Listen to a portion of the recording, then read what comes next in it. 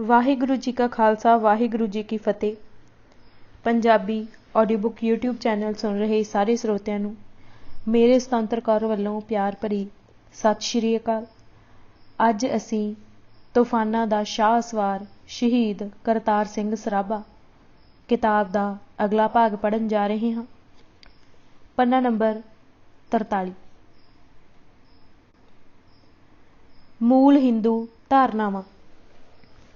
19ਵੀਂ ਸਦੀ ਦੇ ਹਿੰਦੂ ਪੂਰਨਵਾਦੀਆਂ ਦਾ ਇਹ ਨਿਸ਼ਚਿਤ ਵਿਚਾਰ ਬਣ ਗਿਆ ਸੀ ਕਿ ਸਦੀਆਂ ਤੱਕ ਮੁਸਲਮਾਨਾਂ ਦੇ ਗੁਲਾਮ ਰਹਿਣ ਕਰਕੇ ਹਿੰਦੂਆਂ ਅੰਦਰ ਕਾਇਰਤਾ ਅਤੇ ਹੀਨਤਾ ਦਾ ਭਾਵ ਪੈਦਾ ਹੋ ਗਿਆ ਹੈ ਅਤੇ ਹਿੰਦੂ ਧਰਮ ਨੂੰ ਸੁਰਜੀਤ ਕਰਨ ਲਈ ਹਿੰਦੂਆਂ ਦੇ ਦਿਲਾਂ ਵਿੱਚੋਂ ਇਹ ਭਾਵ ਦੂਰ ਕਰਨਾ ਪਹਿਲੀ ਲੋੜ ਬਣ ਗਈ ਸੀ। ਇਸ ਲੋੜ ਵਿੱਚੋਂ ਜੁਝਾਰੂ ਹਿੰਦੂ ਰਾਸ਼ਟਰਵਾਦੀਆਂ ਨੇ ਭਗਵਤ ਗੀਤਾ ਦੇ ਕਰਮਯੋਗ ਦੇ ਸਿਧਾਂਤ ਦੀ ਮੁੜ ਵਿਆਖਿਆ ਕਰਦਿਆਂ ਇਸ ਨੂੰ ਤਤਕਾਲੀ ਰਾਜਸੀ ਹਾਲਾਤਾਂ ਅਤੇ ਲੋੜਾਂ ਦੇ ਅਨੁਕੂਲ ਢਾਲਿਆ। ਬੰਕਿਮ ਚੰਦਰ ਚੱਟੋਪਾਧਿਆ 19ਵੀਂ ਸਦੀ ਅੰਦਰ ਆਧੁਨਿਕ ਯੁੱਗ ਦਾ ਸਭ ਤੋਂ ਪਹਿਲਾ ਚਿੰਤਕ ਸੀ ਜਿਸ ਨੇ ਗੀਤਾ ਦੀ ਪੁਨਰ ਵਿਆਖਿਆ ਕੀਤੀ ਅਤੇ ਇਸ ਕੋਲੋਂ ਸਿੱਧੀ ਰਾਜਸੀ ਪ੍ਰੇਰਨਾ ਹਾਸਲ ਕੀਤੀ। ਇਸ ਤੋਂ ਬਾਅਦ ਕਰਮਵਾਰ ਅਰਬਿੰਦੋ ਘੋਸ਼, ਬਾਲ ਗੰਗਾਧਰ ਤਿਲਕ ਅਤੇ ਮਹਾਤਮਾ ਗਾਂਧੀ ਨੇ ਇਸ ਰੀਤ ਨੂੰ ਅੱਗੇ ਤੋਰਿਆ। ਬੰਕਿਮ ਚੰਦਰ ਅਤੇ ਉਸ ਦੇ ਪੈਰੋਕਾਰਾਂ ਨੇ ਗੀਤਾ ਦੇ ਕਰਮਯੋਗ ਦੇ ਸਿਧਾਂਤ ਦੀ ਮੁੜ ਵਿਆਖਿਆ ਕਰਦਿਆਂ ਹਿੰਸਾ ਨੂੰ ਉਚਿਤ ਠਹਿਰਾਉਣ ਅਤੇ ਹਿੰਦੂਆਂ ਅੰਦਰ ਸੈਨਿਕਵਾਦ ਦਾ ਜਜ਼ਬਾ ਪੈਦਾ ਕਰਨ ਦਾ ਕਾਰਜ ਛੋਹਿਆ। ਇਸ ਮੰਤਵ ਲਈ ਗਲਪ ਦੇ ਮਾਧਿਅਮ ਦੀ ਕਾਰਗਰ ਵਰਤੋਂ ਕੀਤੀ ਗਈ। ਬੰਕਿਮ ਚੰਦਰ ਚੱਟੋਪਾਧਿਆ ਨੇ 1882 ਈਸਵੀ ਵਿੱਚ ਆਪਣਾ ਪ੍ਰਸਿੱਧ ਨਾਵਲ ਆਨੰਦ ਮਠ ਲਿਖਿਆ। ਇਹ ਨਾਵਲ 18ਵੀਂ ਸਦੀ ਵਿੱਚ ਹਿੰਦੂ ਸੰਨਿਆਸੀਆਂ ਵੱਲੋਂ ਮੁਸਲਮਾਨਾਂ ਦੀ ਸੱਤਾ ਨਵਾਬ ਵਿਰੁੱਧ ਲੜੇ ਗਏ ਕਾਲਪਨਿਕ ਸੰਘਰਸ਼ ਦੀ ਗਾਥਾ ਬਿਆਨ ਕਰਦਾ ਹੈ। ਨਾਵਲ ਵਿੱਚ ਹਿੰਦੂ ਸੰਨਿਆਸੀਆਂ ਦੀ ਮੁਸਲਮਾਨਾਂ ਉੱਤੇ ਕਾਲਪਨਿਕ ਜਿੱਤ ਦਿਖਾਈ ਗਈ ਹੈ। ਮੁਸਲਮਾਨਾਂ ਉੱਤੇ ਹਿੰਦੂਆਂ ਦੀ ਇਹ ਕਾਲਪਨਿਕ ਜਿੱਤ ਹਿੰਦੂ ਮਾਨਸਿਕਤਾ ਨੂੰ ਉਸ ਕੁੰਠਾ ਤੋਂ ਮੁਕਤ ਕਰਦੀ ਸੀ ਜਿਸ ਦੀ ਉਹ ਸਦੀਆਂ ਤੋਂ ਸ਼ਿਕਾਰ ਹੁੰਦੀ ਆ ਰਹੀ ਸੀ।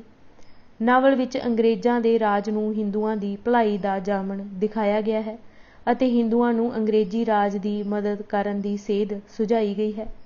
ਨਾਵਲ ਦੇ ਹੇਠਾਂ ਦਿੱਤੇ ਇੱਕ ਵਾਰਤਾਲਾਪ ਚੋਂ ਨਾਵਲ ਦਾ ਕੇਂਦਰੀ ਭਾਵ ਪ੍ਰਗਟ ਹੋ ਜਾਂਦਾ ਹੈ।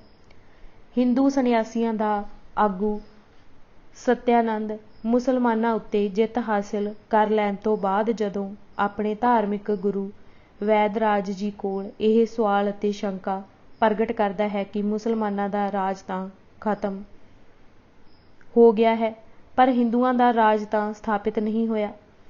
ਹੁਣ ਰਾਜਾ ਕੌਣ ਬਣੇਗਾ?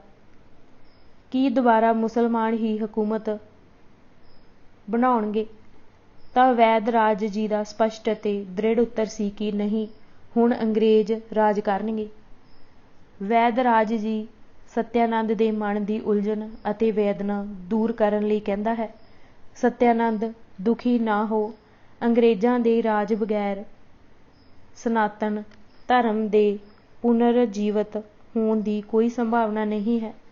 ਮੈਂ ਮਹਾਂਪੁਰਖਾਂ ਦਾ ਗਿਆਨ ਤੈਨੂੰ ਸਮਝਾਈ ਜਾਂਦਾ ਹਾਂ। ਅੰਗਰੇਜ਼ ਪਦਾਰਥਵਾਦੀ ਗਿਆਨ ਦੇ ਪੰਡਿਤ ਹਨ ਅਤੇ ਲੋਕ ਸਿੱਖਿਆ ਦੇ ਵੀ ਮਾਹਿਰ ਹਨ। ਇਸ ਲਈ ਪਦਾਰਥਵਾਦੀ ਗਿਆਨ ਦੂਜੇ ਦੇਸ਼ ਤੋਂ ਲੈਣਾ ਪਵੇਗਾ। ਇਸ ਲਈ ਅੰਗਰੇਜ਼ਾਂ ਨੂੰ ਸੱਤਾ ਸੌਂਪਣੀ ਜ਼ਰੂਰੀ ਹੈ। ਅੰਗਰੇਜ਼ੀ ਸਿੱਖਿਆ ਨਾਲ ਹੀ ਦੇਸ਼ ਦੇ ਲੋਕ ਆਪਣੀ ਅੰਤਰ-ਆਤਮਾ ਨੂੰ ਖੰਗਾਲਣ ਦੇ ਸਮਰੱਥ ਹੋ ਸਕਣਗੇ। ਫਿਰ ਸਨਾਤਨ ਧਰਮ ਦੇ ਪ੍ਰਚਾਰ ਵਿੱਚ ਕੋਈ ਵਿਘਨ ਨਹੀਂ ਪਵੇਗਾ। ਅਸਲੀ ਧਰਮ ਆਪਣੇ ਆਪ ਪ੍ਰਕਾਸ਼ਮਾਨ ਹੋ ਉੱਠੇਗਾ। ਜਿੰਨਾ ਚਿਰ ਅਜਿਹਾ ਨਹੀਂ ਹੁੰਦਾ, ਜਿੰਨਾ ਚਿਰ ਹਿੰਦੂ ਮੁੜ ਤੋਂ ਗੁਣੀ, ਗਿਆਨੀ ਅਤੇ ਤਾਕਤਵਰ ਨਹੀਂ ਹੋ ਜਾਂਦੇ, ਉਨਾ ਚਿਰ ਅੰਗਰੇਜ਼ਾਂ ਦਾ ਰਾਜ ਕਾਇਮ ਰਹੇਗਾ। ਅੰਗਰੇਜ਼ੀ ਰਾਜ ਵਿੱਚ ਪਰਜਾ ਸੁਖੀ ਹੋਵੇਗੀ ਅਤੇ ਸੁਖ ਸ਼ਾਂਤੀ ਨਾਲ ਆਪਣੇ ਧਰਮ ਦਾ ਪਾਲਣ ਕਰੇਗੀ। ਹੇ ਬੁੱਧੀਮਾਨ, ਅੰਗਰੇਜ਼ਾਂ ਨਾਲ ਯੁੱਧ ਕਰਨ ਦੀ ਥਾਂ ਮੇਰੇ ਪਿੱਛੇ ਪਿੱਛੇ ਚੱਲਿਆ ਆ। ਤੁਹਾਡਾ ਵਰਤ ਸਫਲ ਹੋਇਆ ਹੈ। ਮਾਤਾ ਦੀ ਜੈਕਾਰ ਨਾਲ ਅੰਗਰੇਜ਼ਾਂ ਦਾ ਰਾਜ ਸਥਾਪਿਤ ਹੋਇਆ ਹੈ। ਹੁਣ ਯੁੱਧ ਦਾ ਵਿਚਾਰ ਤਿਆਗ ਲੋਕ ਖੇਤੀਬਾੜੀ ਵਿੱਚ ਲੱਗਣ, ਧਰਤੀ ਖੁਸ਼ਹਾਲ ਹੋਵੇ ਅਤੇ ਲੋਕਾਂ ਦੇ ਚਿਹਰਿਆਂ ਤੇ ਰੌਣਕ ਵਧੇ। ਵੈਦਰਾਜ ਜੀ ਦਾ ਉਪਦੇਸ਼ ਮੰਨ ਕੇ ਸੰਨਿਆਸੀਆਂ ਦਾ ਆਗੂ ਸਤਿਆਨੰਦ ਸਭ ਕੁਝ ਤਿਆਗ ਕੇ ਹਿਮਾਲਿਆ ਪਰਬਤ ਲਈ ਚੱਲ ਪੈਂਦਾ ਹੈ ਤਾਂ ਕਿ ਅੰਗਰੇਜ਼ਾਂ ਦਾ ਰਾਜ ਨਿਰਵਿਘਨ ਸਥਾਪਿਤ ਹੋ ਜਾਵੇ ਅਤੇ ਹਿੰਦੂ ਧਰਮ ਦੀ ਜੈ ਜੈਕਾਰ ਚੌਂ ਕੁੰਟਾਂ ਤੱਕ ਫੈਲ ਜਾਵੇ। ਇਸ ਤਰੀਕੇ ਨਾਲ ਆਨੰਦ ਮੱਠ ਨਾਵਲ ਦਾ ਕਾਲਪਨਿਕ ਬਿਰਤਾਂਤ ਹਿੰਦੂ ਵਰਗ ਅੰਦਰੋਂ ਹੀਨ ਭਾਵਨਾ ਦਾ ਭਾਵ ਦੂਰ ਕਰਨ ਦਾ ਵਾਹਕ ਬਣਿਆ। ਬੰਕਿਮ ਚੰਦਰ ਚੱਟੋਪਾਧਿਆਏ ਵੱਲੋਂ 1870 ਈਸਵੀ ਵਿੱਚ ਲਿਖਿਆ ਗਿਆ ਵੰਦੇ ਮਾਤਰਮ ਨਾਂ ਦਾ ਗੀਤ ਨਾਵਲ ਵਿੱਚ ਪਾਤਰਾਂ ਦੇ ਮੁੱਖ ਗੀਤ ਵਜੋਂ ਫਿੱਟ ਕੀਤਾ ਗਿਆ ਸੀ। ਨਾਵਲ ਵਿੱਚ ਹਿੰਦੂਆਂ ਨੂੰ ਵੰਦੇ ਮਾਤਰਮ ਦੇ ਨਾਅਰੇ ਗੰਜਾਉਂਦਿਆਂ ਮੁਸਲਮਾਨਾਂ ਉੱਤੇ ਹਮਲਾ ਕਰਦੇ ਅਤੇ ਉਹਨਾਂ ਦੇ ਘਰ-ਬਾਰ ਸਾੜਦੇ ਦਰਸਾਇਆ ਗਿਆ ਹੈ। ਮੁਸਲਮਾਨ ਵਿਰੋਧੀ ਤੱਤ ਨਾਲ ਛਲਕਦੇ ਇਸ ਨਾਵਲ ਨੂੰ ਬੰਗਾਲੀ ਭੱਦਰਲੋਕ ਨੇ ਅਮਲੀ ਰੂਪ ਵਿੱਚ ਬਸਤੀਵਾਦ ਵਿਰੋਧੀ ਸੰਘਰਸ਼ ਅੰਦਰ ਸਿਆਸੀ ਦਸਤਾਵੇਜ਼ ਦੇ ਰੂਪ ਵਿੱਚ ਅਪਣਾ ਲਿਆ। ਵੰਦੇ ਮਾਤਰਮ ਨੂੰ ਰਾਸ਼ਟਰਵਾਦੀ ਨਾਅਰੇ ਦਾ ਸਨਮਾਨਯੋਗ ਰੁਤਬਾ ਪ੍ਰਦਾਨ ਕਰ ਦਿੱਤਾ ਗਿਆ। ਇਸ ਨੂੰ ਨਾ ਕੇਵਲ ਹਿੰਦੂਆਂ ਅੰਦਰ ਸਗੋਂ ਚੁਸਤੀ ਅਤੇ ਮੱਕਾਰੀ ਨਾਲ ਗੈਰ ਹਿੰਦੂ ਵਰਗਾਂ ਅੰਦਰ ਵੀ ਮਕਬੂਲ ਕਰ ਦਿੱਤਾ ਗਿਆ। ਬੰਕਿਮ ਚੰਦਰ ਚੱਟੋਪਾਧਿਆਏ ਨੇ ਦੇਸ਼ ਭਗਤੀ ਨੂੰ ਨਾ ਸਿਰਫ ਧਰਮ ਦੇ ਬਰਾਬਰ ਖੜਾ ਕਰ ਦਿੱਤਾ, ਸਗੋਂ ਇਸ ਤੋਂ ਵੀ ਅੱਗੇ ਵਧ ਕੇ ਉਸ ਨੇ ਇਸ ਨੂੰ ਸਭ ਤੋਂ ਉਚੇਚੇ ਧਰਮ ਦਾ ਪਵਿੱਤਰ ਦਰਜਾ ਬਖਸ਼ ਦਿੱਤਾ। ਇਹ ਸੂਤਰੀਕਰਨ ਸਿੱਧੇ ਅਤੇ ਪ੍ਰਤੱਖ ਰੂਪ ਵਿੱਚ ਹਿੰਦੂ ਵਰਗ ਦਾ ਪੱਖ ਪੂਰਦਾ ਹੈ, ਕਿਉਂਕਿ ਜਿਵੇਂ ਪਿੱਛੇ ਦਰਸਾਇਆ ਗਿਆ ਹੈ, ਭਾਰਤ ਅੰਦਰ ਰਾਸ਼ਟਰਵਾਦ ਦਾ ਸੰਕਲਪੀਕਰਨ ਜਿਸ ਤਰੀਕੇ ਨਾਲ ਕੀਤਾ ਗਿਆ ਹੈ, ਉਸ ਅਨੁਸਾਰ ਦੇਸ਼ ਭਗਤੀ ਅਤੇ ਹਿੰਦੂ ਰਾਸ਼ਟਰਵਾਦ ਵਿਚਕਾਰ ਨਿਖੇੜਾ ਕਰਨਾ ਮੁਸ਼ਕਿਲ ਹੈ। ਦੋਵੇਂ ਇੱਕ ਦੂਜੇ ਵਿੱਚ ਗੁੰਦੇ ਹੋਏ ਹਨ। ਹਿੰਦੂ ਅਤੇ ਭਾਰਤੀ ਪਦ ਅਮਲੀ ਰੂਪ ਵਿੱਚ ਸਮਅਰਥੀ ਹੋਣ ਕਰਕੇ ਹਿੰਦੂ ਪਛਾਣ ਅਤੇ ਭਾਰਤੀ ਪਛਾਣ ਵਿਚਕਾਰ ਕੋਈ ਟਕਰਾਅ ਪੈਦਾ ਨਹੀਂ ਹੁੰਦਾ। ਇਸ ਦੇ ਉਲਟ ਸਰਬ ਸਾਂਝੀ ਭਾਰਤੀ ਪਛਾਣ ਵਿਕਸਿਤ ਕਰਨ ਦਾ ਅਮਲੀ ਨਤੀਜਾ ਘੱਟ ਗਿਣਤੀ ਧਾਰਮਿਕ ਭਾਈਚਾਰਿਆਂ ਦੀਆਂ ਆਪੋ ਆਪਣੀਆਂ ਨਿਵੇਕਲੀਆਂ ਪਛਾਣਾਂ ਨੂੰ ਖਤਮ ਕਰਨ ਜਾਂ ਇਹਨਾਂ ਨੂੰ ਸਰਬ ਸਾਂਝੀ ਭਾਰਤੀ ਪਛਾਣ ਦੇ ਮਾਤਹਿਤ ਬਣਾਉਂਦਾ ਹੈ। ਜਦੋਂ ਦੇਸ਼ ਭਗਤੀ ਨੂੰ ਸਭ ਨਾਲੋਂ ਉਚੇਚੇ ਧਰਮ ਦਾ ਰੁਤਬਾ ਦਿੱਤਾ ਜਾਂਦਾ ਹੈ ਤਾਂ ਇਸ ਨਾਲ ਸਵੈ ਸਿੱਧ ਹੀ ਘੱਟ ਗਿਣਤੀ ਧਰਮਾਂ ਦਾ ਦਰਜਾ ਨੀਵਾਂ ਹੋ ਜਾਂਦਾ ਹੈ। ਉਹਨਾਂ ਕੋਲੋਂ ਆਪਣੇ ਧਾਰਮਿਕ ਸਰੋਕਾਰਾਂ ਨੂੰ ਦੇਸ਼ ਭਗਤੀ ਦੇ ਉਚੇਚੇ ਧਰਮ ਲਈ ਕੁਰਬਾਨ ਕਰਨ ਦੀ ਮੰਗ ਕੀਤੀ ਜਾਂਦੀ ਹੈ। ਇਸ ਤਰ੍ਹਾਂ ਘੱਟ ਗਿਣਤੀ ਧਰਮ ਨਿਰੰਤਰ ਦਬਾਅ ਹੇਠ ਅਤੇ ਬਹੁ ਗਿਣਤੀ ਦੇ ਮੁਕਾਬਲੇ ਗੈਰ ਲਾਹੇਵੰਦੀ ਹਾਲਤ ਵਿੱਚ ਆ ਜਾਂਦੇ ਹਨ। ਇਸ ਕਰਕੇ ਹੀ ਟਾਈਮਜ਼ ਆਫ ਇੰਡੀਆ ਅਖਬਾਰ ਦੇ ਕੱਟੜ ਹਿੰਦੂਤਵੀ ਸੰਪਾਦਕ ਮਰਹੂਮ ਗਿਰੀ ਲਾਲ ਜੈਨ ਨੇ ਆਪਣੇ ਪ੍ਰਸਿੱਧ ਸਿਧਾਂਤਕ ਕਿਤਾਬਚੇ ਅੰਦਰ ਬੰਕਿਮ ਚੰਦਰ ਚੱਟੋਪਾਧਿਆਏ ਦੇ ਇਸ ਸੂਤਰੀਕਰਨ ਨੂੰ ਉਸ ਦੀਆਂ ਲਿਖਤਾਂ ਦਾ ਮੀਰੀ ਖਿਆਲ ਕਹਿ ਕੇ ਨਿਵਾਜਿਆ ਹੈ।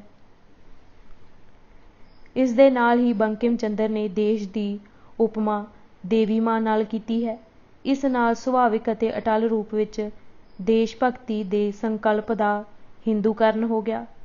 ਇਸ ਤਰੀਕੇ ਨਾਲ ਦੇਸ਼ ਭਗਤੀ ਦੇ ਨਾਂ ਉੱਤੇ ਘੱਟ ਗਿਣਤੀ ਧਾਰਮਿਕ ਭਾਈਚਾਰਿਆਂ, ਵਿਸ਼ੇਸ਼ ਕਰਕੇ ਮੁਸਲਮਾਨਾਂ ਅਤੇ ਸਿੱਖਾਂ ਨੂੰ ਉਹਨਾਂ ਦੇ ਮੂਲ ਧਾਰਮਿਕ ਅਕੀਦਿਆਂ ਨਾਲ ਟਕਰਾਉਂਦੀਆਂ ਹਿੰਦੂ ਮਨੌਤਾਂ ਪ੍ਰਵਾਨ ਕਰਨ ਲਈ ਪ੍ਰੇਰਿਤ ਅਤੇ ਮਜਬੂਰ ਕਰਨ, ਅਰਥਾਤ ਅਛੋਪਲੇ ਢੰਗ ਨਾਲ ਉਹਨਾਂ ਨੂੰ ਹਿੰਦੂ ਰੀਤੇ ਤੋਰਨ ਦੀ ਕਵਾਇਦ ਸ਼ੁਰੂ ਹੋ ਗਈ। ਹਿੰਦੂ ਕ੍ਰਾਂਤੀਕਾਰੀ ਦਲ ਅਰਬਿੰਦੋ ਘੋਸ਼ ਨੇ ਬੰਕਿਮ ਚੰਦਰ ਕੋਲੋਂ ਪ੍ਰੇਰਿਤ ਅਤੇ ਉਤਸ਼ਾਹਿਤ ਹੋ ਕੇ ਹਿੰਦੂ ਉੱਚ ਜਾਤੀਆਂ ਅੰਦਰ ਲੜਾਕੂ ਜਜ਼ਬਾ ਪੈਦਾ ਕਰਨ ਲਈ ਸਿਧਾਂਤਕ ਅਤੇ ਅਮਲੀ ਖੇਤਰ ਅੰਦਰ ਪੁਰਜ਼ੋਰ ਸਰਗਰਮੀ ਆਰੰਭ ਦਿੱਤੀ। ਉਸ ਨੇ 1909 ਈਸਵੀ ਵਿੱਚ ਆਨੰਦ ਮੱਠ ਦਾ ਅੰਗਰੇਜ਼ੀ ਅਨੁਵਾਦ ਕਰਕੇ ਇਸ ਨੂੰ ਆਪਣੇ ਪਰਚੇ ਕਰਮਯੋਗਿਨੀ ਵਿੱਚ ਲੜੀਵਾਰ ਛਾਪਿਆ। ਬੰਕਿਮ ਚੰਦਰ ਚੱਟੋਪਾਧਿਆਏ ਦੇ ਵਿਚਾਰਾਂ, ਖਾਸ ਕਰਕੇ ਆਨੰਦ ਮੱਠ ਨਾਵਲ ਤੋਂ ਪ੍ਰੇਰਿਤ ਅਤੇ ਉਤਸ਼ਾਹਿਤ ਹੋ ਕੇ ਬੰਗਾਲ ਅੰਦਰ ਜੁਝਾਰੂ ਹਿੰਦੂ ਰਾਸ਼ਟਰਵਾਦੀਆਂ ਨੇ ਗੁਪਤ ਜਥੇਬੰਦੀਆਂ ਬਣਾ ਕੇ ਅੰਗਰੇਜ਼ੀ ਰਾਜ ਵਿਰੁੱਧ ਹਥਿਆਰਬੰਦ ਕਾਰਨਾਮੇ ਕਰਨੇ ਸ਼ੁਰੂ ਕਰ ਦਿੱਤੇ। 20ਵੀਂ ਸਦੀ ਦੇ ਮੁੱਢਲੇ ਸਾਲਾਂ ਅੰਦਰ ਬੰਗਾਲ ਵਿੱਚ ਜੁਝਾਰੂ ਹਿੰਦੂ ਰਾਸ਼ਟਰਵਾਦੀਆਂ ਦੇ ਦੋ ਗਰੁੱਪ ਸਨ, ਇੱਕ ਅਨੁਸ਼ੀਲਨ ਸਮਿਤੀ ਅਤੇ ਦੂਜਾ ਵਿਪਲਵੀ ਅਥਵਾ ਯੁਗਾਂਤਰ ਗਰੁੱਪ। ਅਨੁਸ਼ੀਲਨ ਦਾ ਸੰਕਲਪ ਬੰਕਿਮ ਚੰਦਰ ਚੈਟਰਜੀ ਨੇ ਘੜਿਆ ਅਤੇ ਪ੍ਰਚਲਿਤ ਕੀਤਾ ਸੀ। ਇਸ ਦਾ ਅਰਥ ਤਨ ਅਤੇ ਮਨ ਨੂੰ ਸਾਧਨਾ ਸੀ। ਮਨ ਦੇ ਨਾਲ ਤਨ ਨੂੰ ਸਾਧਨ ਦੀ ਲੋੜ ਇਸ ਕਰਕੇ ਦਰਸਾਈ ਗਈ ਸੀ ਕਿ ਹਿੰਦੂਆਂ ਅੰਦਰੋਂ ਆਪਣੇ ਆਪ ਨੂੰ ਜਿਸਮਾਨੀ ਪੱਖੋਂ ਮੁਸਲਮਾਨਾਂ ਤੋਂ ਕਮਜ਼ੋਰ ਸਮਝਣ ਦੀ ਹੀਣ ਭਾਵਨਾ ਦੂਰ ਕੀਤੀ ਜਾ ਸਕੇ, ਤਾਂ ਉਹ ਤਨ ਦੀ ਸਾਧਨਾ ਜ਼ਰੀਏ ਮੁਸਲਮਾਨਾਂ ਦੇ ਜਿਸਮਾਨੀ ਬਲ ਦਾ ਟਾਕਰਾ ਕਰਨ ਦੇ ਸਮਰੱਥ ਹੋ ਸਕਣ। 1908 ਈਸਵੀ ਵਿੱਚ ਬੰਗਾਲੀ ਹਿੰਦੂ ਰਾਸ਼ਟਰਵਾਦੀਆਂ ਨੇ ਬਨਾਰਸ ਵਿਖੇ ਅਨੁਸ਼ੀਲਨ ਸਮਿਤੀ ਨਾਂ ਹੇਠ ਪਹਿਲਾ ਕ੍ਰਾਂਤੀਕਾਰੀ ਦਲ ਕਾਇਮ ਕੀਤਾ। ਬਾਅਦ ਵਿੱਚ ਸਰਕਾਰ ਨੂੰ ਚਕਮਾ ਦੇਣ ਲਈ ਇਸ ਦਾ ਨਾਮ ਬਦਲ ਕੇ ਯੰਗ ਮੈਨਜ਼ ਐਸੋਸੀਏਸ਼ਨ ਰੱਖ ਦਿੱਤਾ ਗਿਆ। ਯੁਗਾਂਤਰ ਦਾ ਸ਼ਬਦੀ ਅਰਥ ਹੈ ਯੁੱਗ ਦਾ ਅੰਤਰ, ਭਾਵ ਇਹ ਕਿ ਹਿੰਦੂ ਰਾਸ਼ਟਰਵਾਦੀ ਨਵਾਂ ਯੁੱਗ ਲਿਆਉਣਾ ਚਾਹੁੰਦੇ ਸਨ ਜਿੱਥੇ ਵੈਦਿਕ ਹਿੰਦੂ ਧਰਮ ਦੀ ਜੈ ਜੈਕਾਰ ਹੋਣੀ ਸੀ। 1906 ਈਸਵੀ ਵਿੱਚ ਯੁਗਾਂਤਰ ਦੇ ਨਾਂ ਹੇਠ ਪਹਿਲਾ ਬੰਗਾਲੀ ਰਾਸ਼ਟਰਵਾਦੀ ਸਪਤਾਹਿਕ ਪਰਚਾ ਛਪਣਾ ਸ਼ੁਰੂ ਹੋਇਆ। ਇਸ ਦਾ ਸੰਪਾਦਕ ਸਵਾਮੀ ਵਿਵੇਕਾਨੰਦ ਦਾ ਛੋਟਾ ਭਰਾ ਭੁਪਿੰਦਰ ਨਾਥ ਦੱਤ ਸੀ, ਪਰ ਅਮਲੀ ਰੂਪ ਵਿੱਚ ਸੰਪਾਦਕੀ ਲੇਖ ਅਰਬਿੰਦੋ ਘੋਸ਼ ਹੀ ਲਿਖਦਾ ਸੀ। ਯੁਗਾਂਤਰ ਤੋਂ ਇਲਾਵਾ ਅਰਬਿੰਦੋ ਘੋਸ਼ ਨੇ 1906 ਵਿੱਚ ਵੰਦੇ ਮਾਤਰਮ ਦੇ ਨਾਂ ਹੇਠ ਇੱਕ ਹੋਰ ਪਰਚਾ ਛਾਪਣਾ ਸ਼ੁਰੂ ਕਰ ਦਿੱਤਾ ਸੀ। ਇਹ ਦੋਵੇਂ ਹੀ ਗਰੁੱਪ ਬੰਗਾਲ ਮਾਤਰ-ਭੂਮੀ ਨੂੰ ਬਰਤਾਨਵੀ ਸਾਮਰਾਜ ਤੋਂ ਮੁਕਤ ਕਰਵਾਉਣ ਲਈ ਇੱਕਾ-ਦੁੱਕਾ ਹਥਿਆਰਬੰਦ ਕਾਰਵਾਈਆਂ ਕਰਦੇ ਸਨ। ਦੋਵੇਂ ਹੀ ਗਰੁੱਪਾਂ ਦਾ ਮਕਸਦ ਮਾਤਰ-ਭੂਮੀ ਨੂੰ ਆਜ਼ਾਦ ਕਰਵਾ ਕੇ ਹਿੰਦੂਆਂ ਦੀ ਖੁੱਸੀ ਹੋਈ ਸ਼ਾਨ ਬਹਾਲ ਕਰਨਾ ਸੀ। ਦੋਵੇਂ ਹੀ ਗਰੁੱਪ ਮੁਸਲਮਾਨਾਂ ਨੂੰ ਤਿੱਖੀ ਨਫ਼ਰਤ ਕਰਦੇ ਸਨ। ਇਹਨਾਂ ਗਰੁੱਪਾਂ ਵਿੱਚ ਸ਼ਾਮਿਲ ਹੋਣ ਲਈ ਮੈਂਬਰਾਂ ਨੂੰ ਉਸੇ ਹੀ ਤਰ੍ਹਾਂ ਦੇਵੀ ਦੀ ਸਹੁੰ ਚੁੱਕਣੀ ਪੈਂਦੀ ਸੀ, ਜਿਸ ਤਰ੍ਹਾਂ ਆਨੰਦ ਮਠ ਨਾਵਲ ਵਿੱਚ ਦਿਖਾਇਆ ਗਿਆ ਹੈ। ਅਨੁਸ਼ੀਲਨ ਸਮਿਤੀ ਦਾ ਮੈਂਬਰ ਬਣਨ ਵੇਲੇ ਕਾਲੀ ਮਾਤਾ ਮੂਹਰੇ ਖੜ੍ਹ ਕੇ, ਸਿਰ ਉੱਤੇ ਗੀਤਾ ਰੱਖ ਕੇ, ਹੱਥ ਵਿੱਚ ਤਲਵਾਰ ਜਾਂ ਪਿਸਤੌਲ ਫੜ ਕੇ ਸਹੁੰ ਚੁੱਕਣੀ ਪੈਂਦੀ ਸੀ। ਇਸ ਦੇ ਮੈਂਬਰਾਂ ਅੰਦਰ ਜੰਗਜੂ ਸਪਿਰਿਟ ਭਰਨ ਲਈ ਉਹਨਾਂ ਨੂੰ ਲਾਠੀ ਅਤੇ ਤਲਵਾਰ ਆਦਿ ਚਲਾਉਣ ਦੀ ਉਚੇਚੀ ਸਿੱਖਿਆ ਅਤੇ ਟ੍ਰੇਨਿੰਗ ਦਿੱਤੀ ਜਾਂਦੀ ਸੀ। ਅਨੁਸ਼ੀਲਨ ਸਮਿਤੀ ਦੇ ਪ੍ਰਸਿੱਧ ਆਗੂ ਤਰਲੋਕਿਆ ਨਾਥ ਚੱਕਰਵਰਤੀ, ਜਿਸ ਨੇ ਲਗਭਗ 30 ਸਾਲ ਜੇਲ੍ਹਾਂ ਅੰਦਰ ਕਠੋਰ ਜੀਵਨ ਬਤੀਤ ਕੀਤਾ ਸੀ, ਨੇ ਆਪਣੀ ਜੀਵਨ ਵਿਥਿਆ ਬਿਆਨ ਕਰਦਿਆਂ ਲਿਖਿਆ ਹੈ ਕਿ ਅਨੁਸ਼ੀਲਨ ਸਮਿਤੀ ਦੇ ਬਾਨੀ ਆਗੂ ਪੁਲੇਨ ਬਾਬੂ ਨੇ ਇੱਕ ਮਰਾਠਾ ਸੱਜਣ ਤੋਂ ਤਲਵਾਰ ਅਤੇ ਛੁਰਾ ਚਲਾਉਣਾ ਸਿੱਖਿਆ ਅਤੇ ਲੋਕਲ ਲਠੈਂਤਾਂ ਤੋਂ ਲਾਠੀ ਚਲਾਉਣੀ ਸਿੱਖੀ। ਪੁਲੇਨ ਬਾਬੂ ਨੇ ਭਾਰਤ ਨੂੰ ਆਜ਼ਾਦ ਕਰਵਾਉਣਾ ਚਾਹਿਆ ਸੀ, ਇਸ ਲਈ ਉਹਨਾਂ ਨੇ ਦੇਸ਼ ਵਿੱਚ ਯੁਵਾ ਸ਼ਕਤੀ ਜਗਾਉਣ ਦੀ ਕੋਸ਼ਿਸ਼ ਕੀਤੀ ਅਤੇ ਸਮਿਤੀ ਵਿੱਚ ਤਲਵਾਰ, ਲਾਠੀ, ਛੁਰਾ ਚਲਾਉਣਾ ਅਤੇ ਸਿਖਾਉਣਾ ਸ਼ੁਰੂ ਕੀਤਾ। ਤਰਲੋਕਿਆ ਨਾਥ ਚੱਕਰਵਰਤੀ ਦੇ ਹੇਠ ਦਿੱਤੇ ਹਵਾਲੇ ਤੋਂ ਪ੍ਰਤੱਖ ਹੋ ਜਾਂਦਾ ਹੈ ਕਿ ਮੁੱਢਲੇ ਬੰਗਾਲੀ ਹਿੰਦੂ ਰਾਸ਼ਟਰਵਾਦੀਆਂ ਅੰਦਰ ਹਿੰਦੂਆਂ ਨੂੰ ਮੁਸਲਮਾਨਾਂ ਦੇ ਮੁਕਾਬਲੇ ਵਿੱਚ ਕਮਜ਼ੋਰ ਅਤੇ ਕਾਇਰ ਸਮਝਣ ਦੀ ਹੀਣ ਭਾਵਨਾ ਤੋਂ ਮੁਕਤ ਕਰਨ ਦੀ ਕਿੰਨੀ ਪ੍ਰਬਲ ਤਾਂਘ ਮਚਲ ਰਹੀ ਸੀ। ਚੱਕਰਵਰਤੀ ਨੇ ਹਿੰਦੂ ਰਾਸ਼ਟਰਵਾਦੀਆਂ ਵੱਲੋਂ ਪੂਰਬੀ ਬੰਗਾਲ ਅੰਦਰ ਕੀਤੀ ਗਈ ਇੱਕ ਡਕੈਤੀ ਦਾ ਬੀਰ ਰਸੀ ਵਰਣਨ ਇਸ ਤਰ੍ਹਾਂ ਕੀਤਾ ਹੈ। 1908 ਵਿੱਚ ਬਾਨਾ ਡਕੈਤ ਹੋਈ। ਪੁਲਿਸ ਨੇ ਸਮਝਿਆ ਕਿ ਅਨੁਸ਼ੀਲਨ ਸਮਿਤੀ ਦਾ ਕੰਮ ਹੈ। ਇਸ ਡਕੈਤੀ ਵਿੱਚ ਨੌਜਵਾਨਾਂ ਨੇ ਵਿਲੱਖਣ ਬਹਾਦਰੀ ਦਿਖਾਈ ਸੀ। ਇਹਨਾਂ ਡਾਕੂਆਂ ਨੇ ਸਾਬਿਤ ਕਰ ਦਿੱਤਾ ਸੀ ਕਿ ਬੰਗਾਲੀ ਕਾਇਰ ਨਹੀਂ ਹਨ, ਬੰਗਾਲੀ ਲੜਨਾ ਅਤੇ ਮਰਨਾ ਜਾਣਦੇ ਹਨ। ਅਤੇ ਹੋਰ ਬੰਗਾਲ ਦੇ ਕ੍ਰਾਂਤੀਕਾਰੀਆਂ ਨੇ ਬੜੀਆਂ ਡਕੈਤੀਆਂ ਕੀਤੀਆਂ ਹਨ। ਦਿਨ ਦਿਹਾੜੇ ਕਲਕੱਤਾ ਸ਼ਹਿਰ ਵਿੱਚ ਹੌਸਲੇਮੰਦ ਡਕੈਤੀਆਂ ਹੋਈਆਂ ਹਨ। ਡਾਕੂਆਂ ਨੇ ਡਕੈਤੀ ਦੇ ਵਕਤ ਬਹੁਤ ਸਾਰੇ ਮੌਕਿਆਂ 'ਤੇ ਅਦਭੁਤ ਬਹਾਦਰੀ ਅਤੇ ਹਿੰਮਤ ਦਿਖਾਈ ਹੈ। 1908 ਵਿੱਚ ਅਲੀਪੁਰ ਵਿਖੇ ਹੋਏ ਬੰਬ ਕਾਂਡ ਤੋਂ ਬਾਅਦ ਪੁਲਿਸ ਨੇ ਯੁਗਾਂਤਰ ਗਰੁੱਪ ਦੇ ਬਹੁਤ ਸਾਰੇ ਮੈਂਬਰ ਫੜ ਲਏ। ਇਸ ਦੇ ਨਾਲ ਹੀ ਇੱਕ ਗਰੁੱਪ ਦਾ ਭੋਗ ਪੈ ਗਿਆ ਅਤੇ ਪਰਚਾ ਵੀ ਛਪਣਾ ਬੰਦ ਹੋ ਗਿਆ। ਪਰ ਅਨੁਸ਼ੀਲਨ ਸਮਿਤੀ ਦੀਆਂ ਸਰਗਰਮੀਆਂ ਲਗਾਤਾਰ ਜਾਰੀ ਰਹੀਆਂ ਅਤੇ ਇਸ ਗਰੁੱਪ ਦਾ ਦਾਇਰਾ ਚੌੜਾ ਹੁੰਦਾ ਗਿਆ। ਕੇਸ਼ਵ ਬਲੀਰਾਮ ਹੈਡਗਵਾਰ, ਜਿਸਨੇ ਪਿੱਛੋਂ ਜਾ ਕੇ ਰਾਸ਼ਟਰੀय ਸਵੈਮ ਸੇਵਕ ਸੰਘ ਭਾਵ RSS ਦੀ ਨੀਂਹ ਰੱਖੀ, ਨੇ 1910-11 ਵਿੱਚ ਕਲਕੱਤਾ ਵਿਖੇ ਡਾਕਟਰੀ ਦੀ ਪੜ੍ਹਾਈ ਕਰਦਿਆਂ ਅਨੁਸ਼ੀਲਨ ਸਮਿਤੀ ਤੋਂ ਹੀ ਦੀਖਿਆ ਲਈ ਸੀ। ਰਾਸ ਬਿਹਾਰੀ ਬੋਸ ਅਤੇ ਸਚਿੰਦਰ ਨਾਥ ਸਨਿਆਲ, ਜਿਨ੍ਹਾਂ ਨੇ 1915 ਵਿੱਚ ਪੰਜਾਬ ਆ ਕੇ ਗਦਰ ਪਾਰਟੀ ਨਾਲ ਰਾਬਤਾ ਬਣਾਇਆ ਸੀ, ਵੀ ਅਨੁਸ਼ੀਲਨ ਸਮਿਤੀ ਨਾਲ ਹੀ ਜੁੜੇ ਹੋਏ ਸਨ। ਇਨ੍ਹਾਂ ਹਿੰਦੂ ਰਾਸ਼ਟਰਵਾਦੀਆਂ ਦੇ ਮਨਾਂ ਅੰਦਰ ਮੁਸਲਮਾਨਾਂ ਪ੍ਰਤੀ ਕਿੰਨੀ ਨਫ਼ਰਤ ਅਤੇ ਦਵੈਸ਼ ਭਰੀ ਪਈ ਸੀ, ਇਸ ਦਾ ਪਤਾ ਬੰਦੀ ਜੀਵਨ ਪੁਸਤਕ ਦੇ ਲੇਖਕ ਸਚਿੰਦਰ ਨਾਥ ਸਨਿਆਲ ਦੇ ਹੇਠ ਲਿਖੇ ਵਿਚਾਰਾਂ ਤੋਂ ਬਖੂਬੀ ਲੱਗ ਜਾਂਦਾ ਹੈ। ਸਾਡੇ ਬੁਲਾਵਨ 'ਤੇ ਵੀ ਜੇ ਮੁਸਲਮਾਨ ਨਹੀਂ ਸਨ ਆਉਂਦੇ ਤਾਂ ਵਾਹਦ ਕਾਰਨ ਇਹ ਸੀ ਕਿ ਉਹ ਭਾਰਤ ਨਾਲ ਹਿੰਦੂਆਂ ਵਾਂਗ ਪ੍ਰੇਮ ਨਹੀਂ ਸਨ ਕਰਦੇ। ਮੁਸਲਮਾਨਾਂ ਨਾਲ ਮਿਲਣ ਜੁਲਣ 'ਤੇ ਸਾਡੀ ਇਹ ਧਾਰਨਾ ਬਣੀ ਕਿ ਸਾਡੇ ਦੇਸ਼ ਦੇ ਮੁਸਲਮਾਨ ਲੋਕਾਂ ਦੀ ਤੁਰਕੀ, ਮਿਸਰ, ਈਰਾਨ ਜਾਂ ਕਾਬਲ ਵੱਲ ਜਿੰਨੀ ਖਿੱਚ ਏ, ਓਨੀ ਭਾਰਤ ਵੱਲ ਨਹੀਂ ਏ। ਉਹ ਤੁਰਕੀ ਦੇ ਗੌਰਵ ਵਿੱਚ ਖੁਦ ਨੂੰ ਜਿੰਨਾ ਗੌਰਵਸ਼ਾਲੀ ਅਨੁਭਵ ਕਰਦੇ ਹਨ, ਭਾਰਤ ਵਾਸੀਆਂ ਦੇ ਹਿੰਦੂਆਂ ਦੇ ਗੌਰਵ ਵਿੱਚ ਖੁਦ ਨੂੰ ਓਨਾ ਗੌਰਵਸ਼ਾਲੀ ਨਹੀਂ ਮੰਨਦੇ। ਤ੍ਰਿਲੋਕਿਆਨਾਥ ਚੱਕਰਵਰਤੀ ਨੇ ਆਪਣੀ ਸਵੈ ਜੀਵਨੀ ਵਿੱਚ ਬਹੁਤ ਫਖਰ ਨਾਲ ਕਿਹਾ ਹੈ ਕਿ ਜਿੱਥੇ ਕਿਤੇ ਹਿੰਦੂਆਂ ਅਤੇ ਮੁਸਲਮਾਨਾਂ ਵਿਚਕਾਰ ਦੰਗੇ ਹੋਏ, ਅਨੁਸ਼ੀਲਨ ਸਮਿਤੀ ਦੇ ਮੈਂਬਰਾਂ ਨੇ ਬਹਾਦਰੀ ਨਾਲ ਮੁਸਲਮਾਨਾਂ ਦਾ ਮੁਕਾਬਲਾ ਕੀਤਾ। ਸਰਦਾਰ ਜਗਜੀਤ ਸਿੰਘ ਨੇ ਗਦਰ ਲਹਿਰ ਦਾ ਗੂੜ੍ਹ ਵਿਸ਼ਲੇਸ਼ਣ ਕਰਦਿਆਂ ਬੰਗਾਲ ਦੇ ਹਿੰਦੂ ਰਾਸ਼ਟਰਵਾਦੀਆਂ ਦੇ ਵਿਚਾਰਧਾਰਕ ਅਤੇ ਰਾਜਸੀ ਖਾਸੇ ਬਾਰੇ ਦੋ ਅਹਿਮ ਨਿਰਣੇ ਪੇਸ਼ ਕੀਤੇ ਹਨ। ਇੱਕ ਇਹ ਕਿ ਉਨ੍ਹਾਂ ਵੱਲੋਂ ਅਪਣਾਏ ਢੰਗ ਤਰੀਕੇ ਤਰਾਸਵਾਦੀ ਅਥਵਾ ਦਹਿਸ਼ਤਗਰਦ ਸਨ। ਦੂਜਾ, ਉਹ ਮੁਸਲਮਾਨਾਂ ਪ੍ਰਤੀ ਵਿਰੋਧ ਅਤੇ ਦੁਸ਼ਮਣੀ ਦੇ ਭਾਵ ਰੱਖਦੇ ਸਨ। ਉਨ੍ਹਾਂ ਲਿਖਿਆ ਹੈ, ਹਿੰਦੂ ਇਨਕਲਾਬੀਆਂ ਵਿੱਚੋਂ ਭਾਰਤ ਦੇ ਤਰਾਸਵਾਦੀ ਦੇਸ਼ ਭਗਤ ਫਿਰਕੂ ਜੈਨੀਅਤ ਤੋਂ ਮੁਕਾਬਲਤਨ ਕਾਫੀ ਬੇਲਾਗ ਸਮਝੇ ਜਾਂਦੇ ਸਨ, ਪਰ ਉਨ੍ਹਾਂ ਨੇ ਵੀ ਇੱਕ ਤੈਅ ਕੀਤੀ ਹੋਈ ਨੀਤੀ ਅਨੁਸਾਰ ਮੁਸਲਮਾਨ ਭਰਾਵਾਂ ਨੂੰ ਆਪਣੀਆਂ ਜਥੇਬੰਦੀਆਂ ਵਿੱਚ ਸ਼ਾਮਿਲ ਕਰਨੋਂ ਸੰਕੋਚ ਕਰੀ ਰੱਖੇ। ਸਰਦਾਰ ਖੁਸ਼ਵੰਤ ਸਿੰਘ ਨੇ ਵੀ ਲਿਖਿਆ ਹੈ ਕਿ ਮਹਾਰਾਸ਼ਟਰ ਅਤੇ ਬੰਗਾਲ ਦੋਵਾਂ ਥਾਵਾਂ 'ਤੇ 20ਵੀਂ ਸਦੀ ਦੇ ਆਰੰਭ ਵਿੱਚ ਹਿੰਦੂ ਵਰਗਾਂ ਅੰਦਰ ਰਾਸ਼ਟਰਵਾਦ ਦੀ ਜਿਹੜੀ ਗਰਮ ਖਿਆਲੀ ਧਾਰਾ, ਜਿਹਨੂੰ ਉਹ ਰਾਜਸੀ ਆਤੰਕਵਾਦ ਕਹਿੰਦਾ ਹੈ, ਦਾ ਰੁਝਾਨ ਪੈਦਾ ਹੋਇਆ ਸੀ।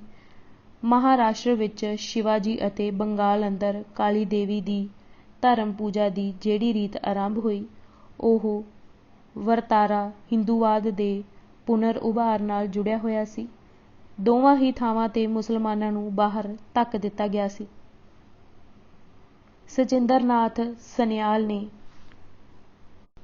ਆਪਣੇ ਮੂੰਹੋਂ ਇਹ ਤੱਥ ਤਸਲੀਮ ਕੀਤਾ ਹੈ ਕਿ ਕ੍ਰਾਂਤੀਕਾਰੀਆਂ ਵਿੱਚੋਂ ਬਹੁਤੇ ਹਿੰਦੂ ਅਜਿਹੇ ਸਨ ਜਿਨ੍ਹਾਂ ਦੇ ਦਿਲਾਂ ਵਿੱਚ ਇਹ ਇੱਛਾ ਗੁਪਤ ਰੂਪ ਵਿੱਚ ਸੀ ਕਿ ਭਾਰਤ ਦੇ ਆਜ਼ਾਦ ਹੋਣ ਦਾ ਮਤਲਬ ਹਿੰਦੂ ਰਾਜ ਦੀ ਪੁਨਰ ਸਥਾਪਨਾ ਹੋਵੇਗੀ। ਪਰ ਇਸ ਦੇ ਝੱਟ ਪਿੱਛੋਂ ਉਸ ਨੇ ਇਸ ਅਣਸੁਖਾਵੇਂ ਸੱਚ ਉੱਤੇ ਲੀਪਾਪੋਚੀ ਕਰਦਿਆਂ ਕਿਹਾ, ਪਰ ਹੌਲੀ ਹੌਲੀ ਇਹ ਭਾਵ ਬਿਲਕੁਲ ਅਲੋਪ ਹੋ ਜਾਂਦਾ ਏ ਅਤੇ ਅੰਤ ਵਿੱਚ ਹਾਲਾਂਕਿ ਉਹ ਕ੍ਰਾਂਤੀਕਾਰੀ ਮੁੱਖ ਰੂਪ ਵਿੱਚ ਹਿੰਦੂਆਂ ਦੇ ਉੱਪਰ ਹੀ ਭਰੋਸਾ ਕਰਕੇ ਅੱਗੇ ਵਧਦੇ ਸਨ, ਫਿਰ ਵੀ ਭਾਰਤ ਦੀ ਆਜ਼ਾਦੀ ਦੀ ਕਲਪਨਾ ਵਿੱਚ ਭਾਰਤ ਦੀ ਕਿਸੇ ਵੀ ਜਾਤੀ ਕੌਮ ਨੂੰ ਦੂਸਰੀ ਜਾਤੀ ਦੇ ਅਧੀਨ ਰੱਖਣ ਦਾ ਸੰਕਲਪ ਨਹੀਂ ਰੱਖਿਆ। ਪ੍ਰਬੁੱਧ ਨੈਸ਼ਨਲਿਸਟ ਹਿੰਦੂ ਆਗੂ ਇਸ ਗੱਲੋਂ ਪੂਰੇ ਸੁਚੇਤ ਸਨ ਕਿ ਹਿੰਦੂ ਰਾਸ਼ਟਰ ਦੀ ਸਥਾਪਨਾ ਦੇ ਇਰਾਦੇ ਦਾ ਖੁੱਲ੍ਹਮ-ਖੁੱਲ੍ਹਾ ਐਲਾਨ ਕਰਨ ਨਾਲ ਆਜ਼ਾਦੀ ਦੀ ਲੜਾਈ ਲਈ ਅੰਦਰੂਨੀ ਉਲਝਣਾਂ ਪੈਦਾ ਹੋ ਸਕਦੀਆਂ ਸਨ। ਇਸ ਕਰਕੇ ਉਨ੍ਹਾਂ ਨੇ ਹਿੰਦੂ ਰਾਸ਼ਟਰਵਾਦ ਦੀ ਭਾਸ਼ਾ ਵਿੱਚ ਗੱਲ ਕਰਨ ਦੀ ਬਜਾਏ ਭਾਰਤੀ ਰਾਸ਼ਟਰਵਾਦ ਦੀ ਭਾਸ਼ਾ ਵਿੱਚ ਗੱਲ ਕਰਨ ਦਾ ਚੁਸਤ ਪੈਂਤੜਾ ਵਰਤਿਆ। ਇਸ ਨਾਲ ਮੁਸਲਮਾਨਾਂ ਦਾ ਤਾਂ ਮਾਮੂਲੀ ਜਿਹਾ ਹਿੱਸਾ ਹੀ ਗੁੰਮਰਾਹ ਕੀਤਾ ਜਾ ਸਕਿਆ, ਪਰ ਸ਼ਾਤਰ ਦਿਮਾਗ ਹਿੰਦੂ ਆਗੂਆਂ ਨੇ ਸਿੱਖਾਂ ਦੇ ਵੱਡੇ ਹਿੱਸੇ ਨੂੰ ਆਸਾਨੀ ਨਾਲ ਵਰਗਲਾ ਲਿਆ। ਭਾਰਤੀ ਕਮਿਊਨਿਸਟ ਤਾਂ ਆਪਣੇ ਆਧੁਨਿਕਵਾਦੀ ਤੱਤ ਅਤੇ ਉੱਚ ਜਾਤੀ ਹਿੰਦੂ ਸੱਭਿਆਚਾਰ ਕਰਕੇ ਸਵੈ ਇੱਛਾ ਨਾਲ ਹੀ ਚਲੇ ਗਏ। ਇਸ ਤਰ੍ਹਾਂ ਭਾਰਤੀ ਰਾਸ਼ਟਰਵਾਦ ਦੇ ਜਾਮੇ ਵਿੱਚ ਹਿੰਦੂ ਰਾਸ਼ਟਰਵਾਦੀ ਧਾਰਾ ਦਾ ਜ਼ੋਰ ਚੜ੍ਹ ਗਿਆ।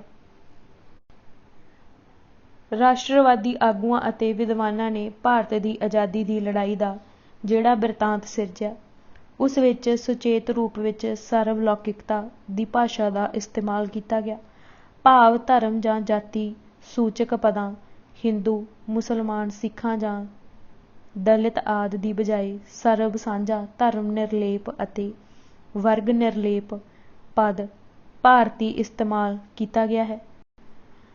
ਭਾਰਤ ਦੇ ਅਲੱਗ-ਅਲੱਗ ਵਰਗਾਂ ਅੰਦਰ ਆਈ ਰਾਜਸੀ ਜਾਗ੍ਰਿਤੀ ਦਾ ਵਰਗਾਂ ਦੇ ਆਧਾਰ 'ਤੇ ਨਿਖੇੜਾ ਕਰਕੇ ਹਰ ਇੱਕ ਦੀ ਆਪੋ ਆਪਣੀ ਵਿਸ਼ੇਸ਼ਤਾ ਦਰਸਾਉਣ ਦੀ ਥਾਂ ਆਧੁਨਿਕਵਾਦੀ ਦਸਤੂਰ ਅਨੁਸਾਰ ਸਾਰੇ ਵਰਗਾਂ ਨੂੰ ਭਾਰਤੀ ਪਦ ਵਿੱਚ ਸੰਮਿਲਿਤ ਕਰਕੇ ਭਾਰਤੀ ਲੋਕਾਂ ਅੰਦਰ ਆਈ ਰਾਜਸੀ ਜਾਗ੍ਰਿਤੀ, ਭਾਰਤੀ ਲੋਕਾਂ ਦਾ ਸੰਗਰਾਮ, ਭਾਰਤੀਆਂ ਦੀ ਬਹਾਦਰੀ, ਭਾਰਤੀ ਲੋਕਾਂ ਦੀਆਂ ਕੁਰਬਾਨੀਆਂ, ਭਾਰਤੀ ਲੋਕਾਂ ਦੀਆਂ ਸ਼ਾਨਦਾਰ ਰਵਾਇਤਾਂ ਆਦਿ ਸਰਵਲੌਕਿਕ ਵਾਕੰਸ਼ ਪ੍ਰਚਲਿਤ ਕਰ ਦਿੱਤੇ ਗਏ।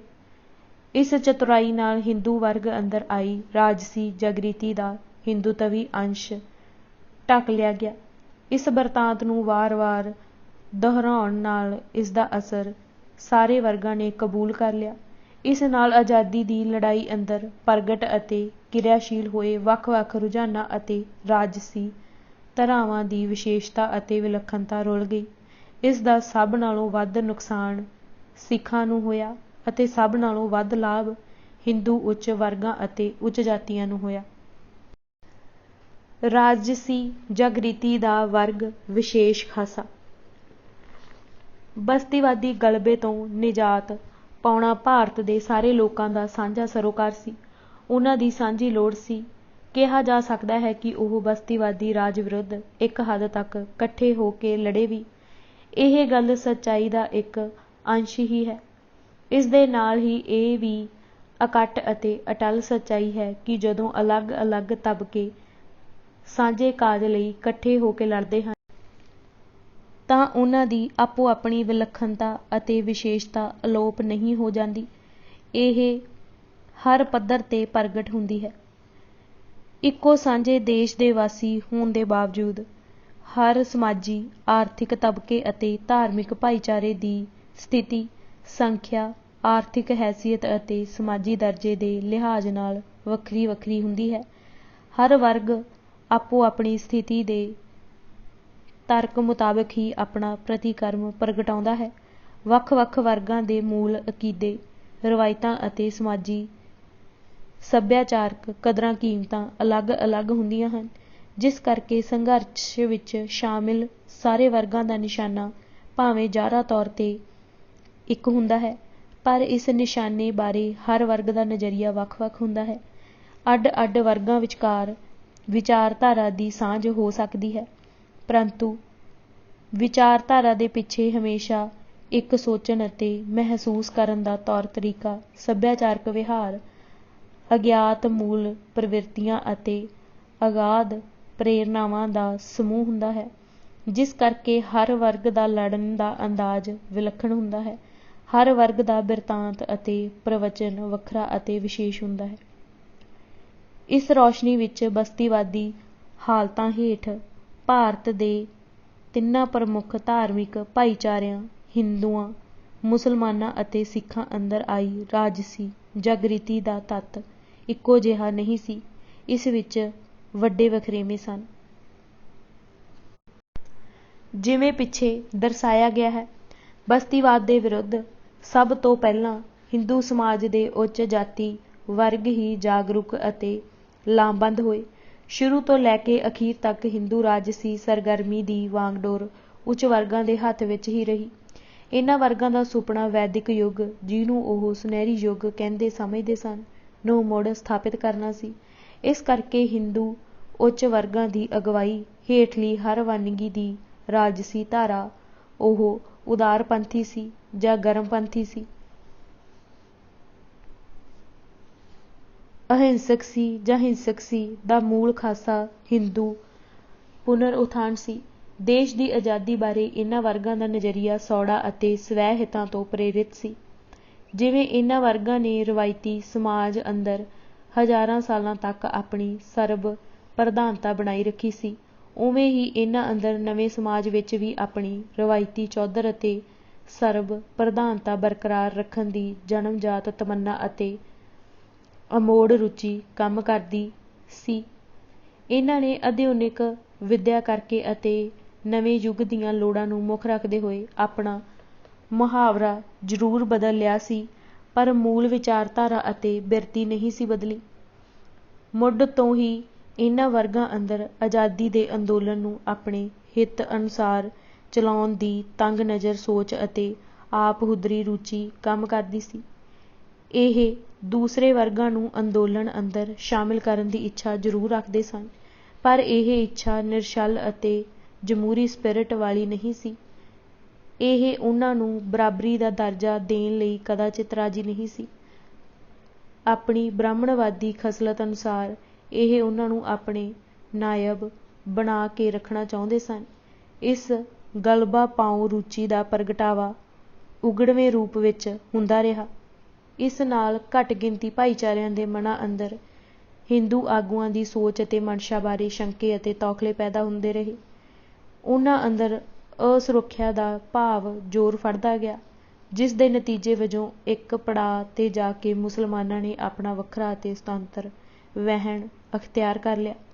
ਇਸ ਅਸੁਰੱਖਿਆ ਦੇ ਭਾਵ ਅਧੀਨ ਹੀ ਮੁਸਲਮਾਨ ਭਾਈਚਾਰਿਆਂ ਦੇ ਕੁਲੀਨ ਵਰਗਾਂ ਨੇ ਬਸਤੀਵਾਦੀ ਰਾਜ ਨਾਲ ਟਕਰਾਅ ਦੀ ਬਜਾਏ ਮਿਲਵਰਤਨ ਦੀ ਨੀਤੀ ਉੱਤੇ ਚੱਲਣ ਦਾ ਰੁਖ ਅਪਣਾ ਲਿਆ ਸੀ। ਭਾਵੇਂ ਕਿ ਹਿੰਦੂ ਕੁਲੀਨ ਵਰਗ ਆਪ ਵੀ ਪੂਰੇ 100 ਸਾਲ ਤੱਕ ਬਸਤੀਵਾਦੀ ਰਾਜ ਦੇ ਭਾਈਵਾਲ ਬਣੇ ਰਹੇ ਸਨ ਅਤੇ ਆਜ਼ਾਦੀ ਦੇ ਅੰਦੋਲਨ ਦੇ ਦੌਰਾਨ ਵੀ ਉਹ ਆਪਣੇ ਹਿੱਤਾਂ ਦੀ ਪੂਰਤੀ ਲਈ ਲੋੜ ਪੈਣ 'ਤੇ ਬਸਤੀਵਾਦੀ ਰਾਜ ਨਾਲ ਮਿਲਵਰਤਨ ਕਰਨ ਤੋਂ ਗੁਰੇਜ਼ ਨਹੀਂ ਸਨ ਕਰਦੇ, ਪਰ ਉਹਨਾਂ ਦੇ ਰਾਸ਼ਟਰਵਾਦੀ ਬਿਰਤਾਂਤ ਅੰਦਰ ਗੈਰ ਹਿੰਦੂ ਅਤੇ ਹਿੰਦੂ ਸਮਾਜ ਦੇ ਲਤਾੜੇ ਵਰਗਾਂ ਦਾ ਬਸਤੀਵਾਦੀ ਰਾਜ ਨਾਲ ਮਿਲਵਰਤਨ ਘੋਰ ਰਾਜਸੀ ਅਪਰਾਧ ਬਣ ਗਿਆ ਸੀ। ਉਹਨਾਂ ਨੇ ਇਸ ਉੱਤੇ ਗਦਾਰੀ ਦਾ ਠੱਪਾ ਲਾ ਕੇ ਇਹਨਾਂ ਵਰਗਾਂ ਨੂੰ ਰਾਜਸੀ ਤੌਰ 'ਤੇ ਬਦਨਾਮ ਕਰਨ ਦੀ ਮੁਹਿੰਮ ਚਲਾਈ। ਉੱਚ ਜਾਤੀ ਹਿੰਦੂ ਵਰਗਾਂ ਦਾ ਆਜ਼ਾਦੀ ਦਾ ਸੌੜਾ ਅਤੇ ਸਵੈ ਕੇਂਦਰਿਤ ਸੰਕਲਪ ਭਾਰਤੀ ਸਮਾਜ ਦੇ ਦੱਬੇ ਕੁਚਲੇ ਵਰਗਾਂ ਅੰਦਰ ਉਤਸ਼ਾਹ ਪੈਦਾ ਨਹੀਂ ਕਰ ਸਕਦਾ ਸੀ। ਸਦੀਆਂ ਤੋਂ ਅਖੌਤੀ ਉੱਚ ਜਾਤੀਆਂ ਹੱਥੋਂ ਸਮਾਜਿਕ ਵਰਤਾਰੇ ਅਤੇ ਜ਼ੁਲਮਾਂ ਦੇ ਸ਼ਿਕਾਰ ਹੋ ਰਹੇ ਇਹਨਾਂ ਮਜ਼ਲੂਮ ਵਰਗਾਂ ਦੇ ਮਨਾਂ ਅੰਦਰ ਉੱਚ ਜਾਤੀ ਹਿੰਦੂ ਵਰਗਾਂ ਦੀ ਜਾਗ੍ਰਿਤੀ ਅਤੇ ਲਾਮਬੰਦੀ ਤੋਂ ਫਿਕਰ ਅਤੇ ਡਰ ਪੈਦਾ ਹੋਣਾ ਸੁਭਾਵਿਕ ਸੀ। ਇਸ ਕਰਕੇ ਮੁਸਲਮਾਨਾਂ ਵਾਂਗੂ ਦਲਿਤ ਵਰਗਾਂ ਨੇ ਵੀ ਹਿੰਦੂ ਸਵਰਨ ਜਾਤੀਆਂ ਦੀ ਅਗਵਾਈ ਹੇਠਲੇ ਆਜ਼ਾਦੀ ਦੇ ਸੰਗਰਾਮ ਤੋਂ ਮੂੰਹ ਮੋੜੀ ਰੱਖਿਆ। ਡਾਕਟਰ ਭੀਮ ਰਾਓ ਅੰਬੇਦਕਰ ਦਲਿਤ ਵਰਗਾਂ ਦਾ ਪ੍ਰਤਿਭਾਸ਼ਾਲੀ, ਵਿਚਾਰਵਾਨ, ਸਿਧਾਂਤਕ ਤਰਜਮਾਨ, ਪ੍ਰੇਰਨਾਮਈ ਰਹਿਬਰ ਅਤੇ ਪ੍ਰਵੀਨ ਪ੍ਰਤੀਨਿਧ ਬਣ ਕੇ ਉਭਰਿਆ। ਉਸ ਨੇ ਮਾਨਵਵਾਦੀ ਨੁਕਤਾ ਨਜ਼ਰ ਤੋਂ ਬ੍ਰਾਹਮਣਵਾਦੀ ਮੱਤ ਦਾ ਭਰਵਾਂ ਖੰਡਨ ਕਰਨ ਦੇ ਨਾਲ-ਨਾਲ ਬ੍ਰਾਹਮਣਵਾਦੀ ਫ਼ਲਸਫ਼ੇ ਤੋਂ ਪ੍ਰੇਰਿਤ ਹਿੰਦੂ ਰਾਜਨੀਤੀ ਦਾ ਮਾਨਵਤਾ ਵਿਰੋਧੀ ਖਾਸਾ ਬੇਪੜਦ ਕੀਤਾ।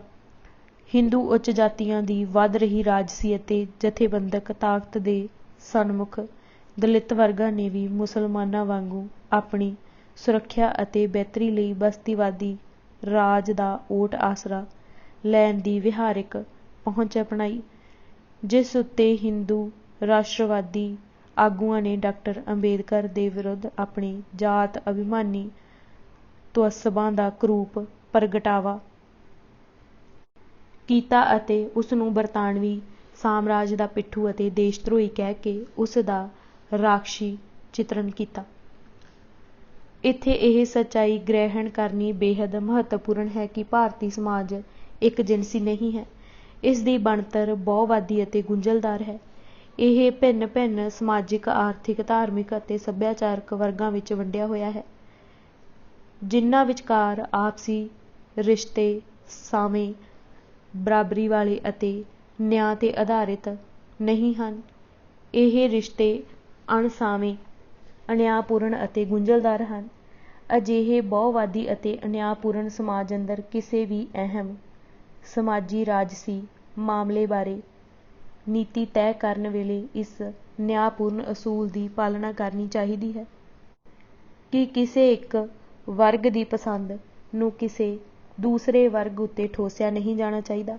ਹਰ ਵਰਗ ਨੂੰ ਆਪਣੀ ਵਿਸ਼ੇਸ਼ ਹੈਸੀਅਤ, ਹਿੱਤਾਂ ਅਤੇ ਲੋੜਾਂ ਦੇ ਅਨੁਸਾਰ ਆਪਣੀ ਨੀਤੀ ਤੈਅ ਕਰਨ ਦੀ ਆਜ਼ਾਦੀ ਹੋਣੀ ਚਾਹੀਦੀ ਹੈ।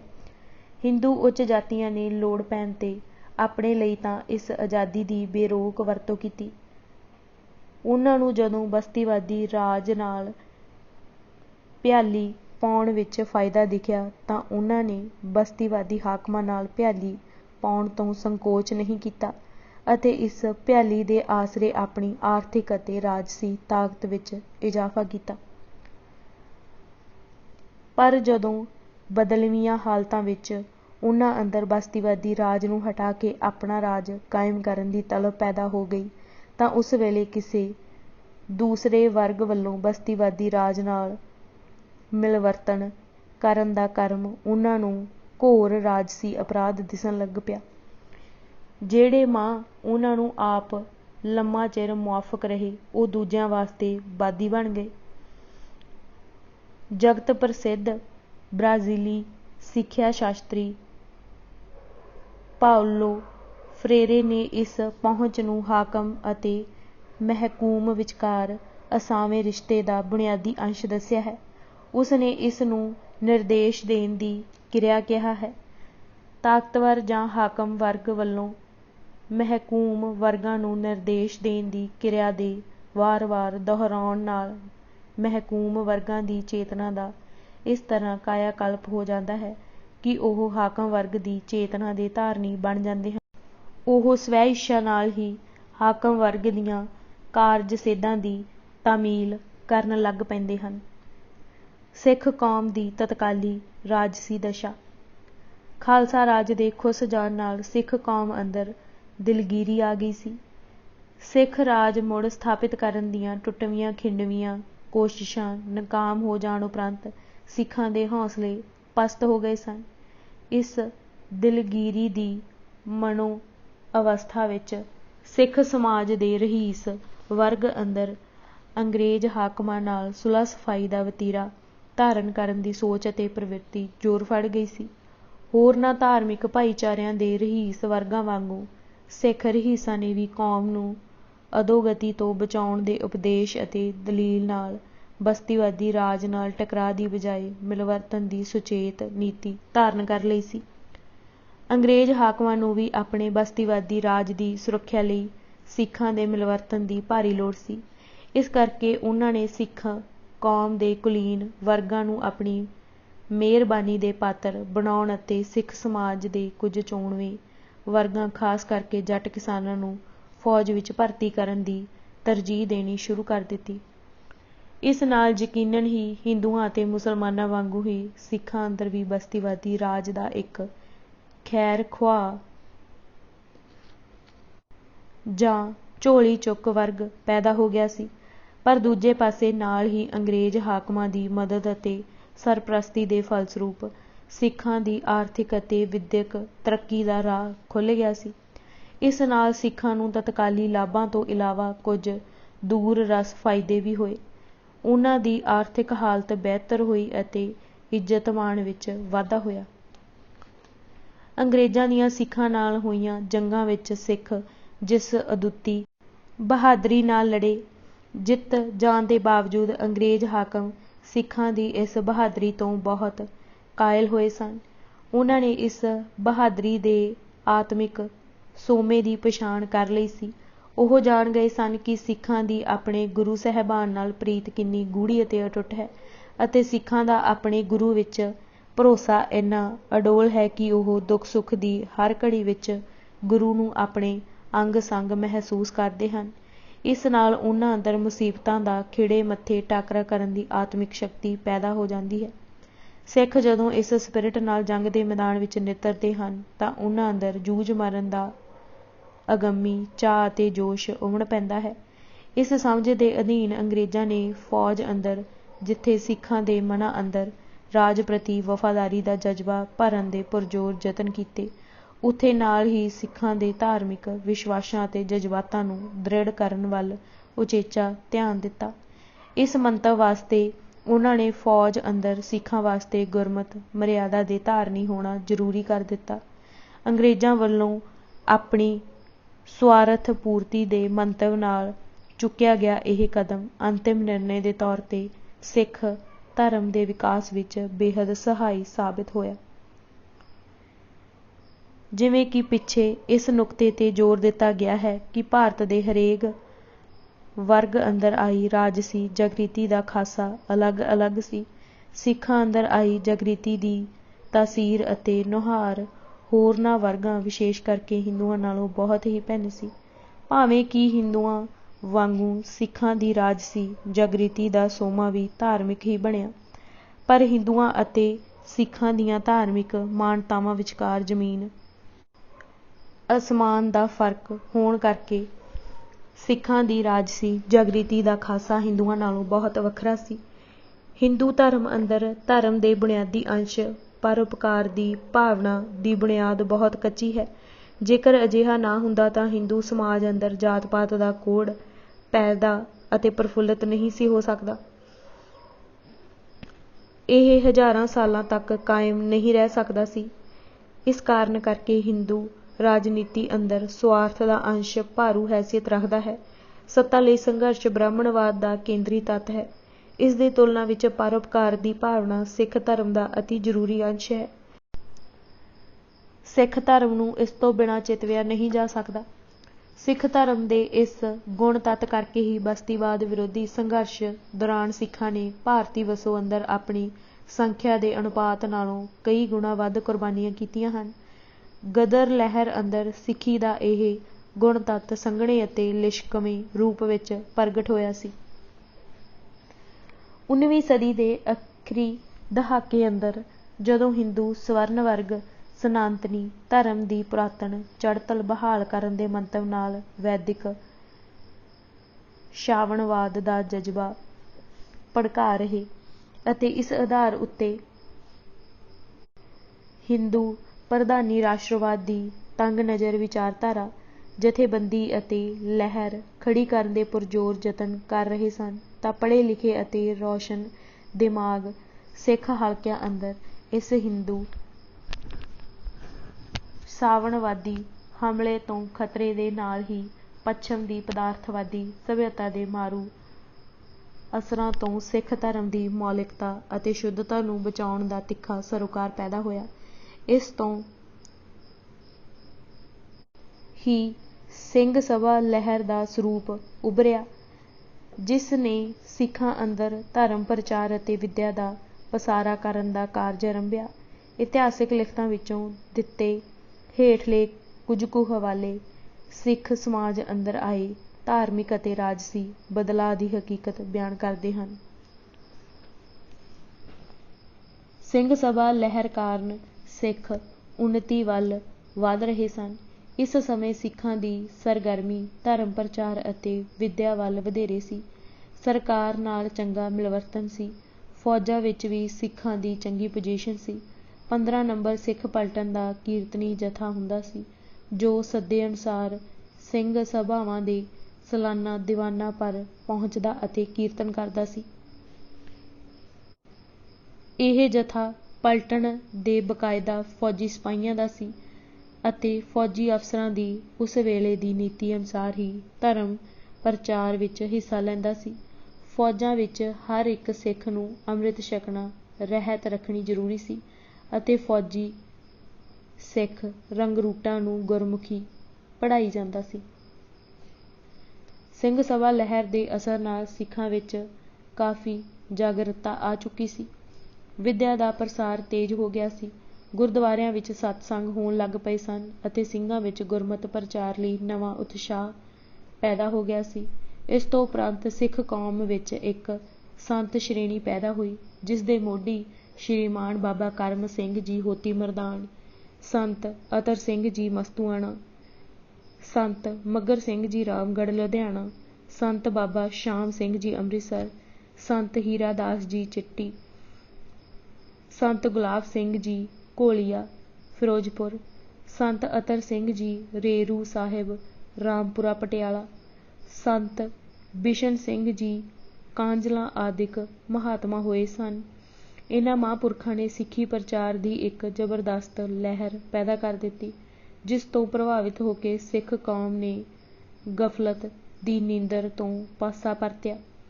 ਸਿੱਖਾਂ ਨੂੰ ਧਰਮ ਅਤੇ ਧਰਮ ਮੰਦਰਾਂ ਦਾ ਸੁਧਾਰ ਕਰਨ ਦੀ ਸੋਝੀ ਆਈ।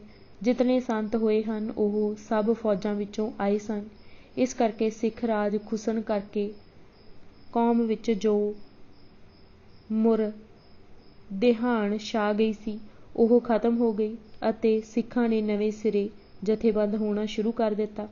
ਨਵੀਆਂ ਚੱਲੀਆਂ ਲਹਿਰਾਂ ਫੌਜਾਂ ਵਿੱਚੋਂ ਆਏ ਸਿੱਖਾਂ ਦੇ ਸਿੱਖੀ ਪਿਆਰ ਅਤੇ ਸੰਤ ਸ਼੍ਰੇਣੀ ਦੇ ਪ੍ਰਚਾਰ ਨੇ ਐਸਾ ਜਜ਼ਬਾ ਪੈਦਾ ਕਰ ਦਿੱਤਾ ਜਿਸ ਵਿੱਚੋਂ ਅਕਾਲੀ ਲਹਿਰ ਵਰਗੀ ਜ਼ਬਰਦਸਤ ਲਹਿਰ ਪੈਦਾ ਹੋਈ ਸੀ। ਪੰਜਾਬ ਦੇ ਲੈਫਟੀਨੈਂਟ ਗਵਰਨਰ ਸਰ ਡੈਨਜ਼ਿਲ ਇਬਡਸਨ ਨੇ 30 ਅਪ੍ਰੈਲ 1907 ਨੂੰ ਵਾਇਸਰਾਏ ਅਤੇ ਗਵਰਨਰ ਜਨਰਲ ਆਫ ਇੰਡੀਆ ਨੂੰ ਭੇਜੇ ਲਿਖਤੀ ਨੋਟ ਵਿੱਚ ਪੰਜਾਬ ਦੀ ਤਤਕਾਲੀ ਰਾਜਸੀ ਹਾਲਤ ਬਾਰੇ ਆਪਣਾ ਜਾਇਜ਼ਾ ਇਸ ਤਰ੍ਹਾਂ ਪੇਸ਼ ਕੀਤਾ ਸੀ। ਮੇਰੇ ਖਿਆਲ ਵਿੱਚ ਪੰਜਾਬ ਦੀ ਅਜੋਕੀ ਹਾਲਤ ਪੁੱਜ ਕੇ ਗੰਭੀਰ ਅਤੇ ਨਿਹਾਇਤ ਖਤਰਨਾਕ ਹੈ ਅਤੇ ਇਸ ਦਾ ਤੁਰੰਤ ਉਪਾਅ ਕੀਤਾ ਜਾਣਾ ਚਾਹੀਦਾ ਹੈ।